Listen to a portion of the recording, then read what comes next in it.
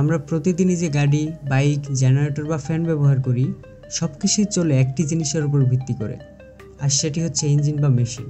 তুমি কি কখনো ভেবেছো এই ইঞ্জিন বা মেশিন আসলে কিভাবে কাজ করে? আজ আমরা জানবো এই মেশিন আর ইঞ্জিনের মধ্যে পার্থক্য কী, আর দুইটির মূল রহস্য কোথায় লুকিয়ে আছে। মেশিন হলো এমন একটি যান্ত্রিক ব্যবস্থা যা মানুষের কাজকে সহজ করে তোলে।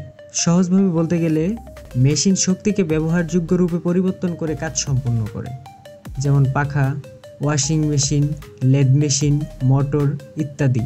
এবার দেখা যাক ইঞ্জিন কি।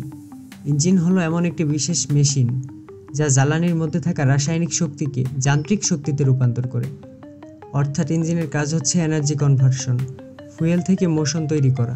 উদাহরণ, গাড়ির ইঞ্জিন, বাইকের ইঞ্জিন, ট্রেনের ইঞ্জিন, এগুলো ফুয়েল পুড়িয়ে পিস্টনকে নাড়ায়, আর সেই গতি চাকার ঘূর্ণনে পরিণত হয়।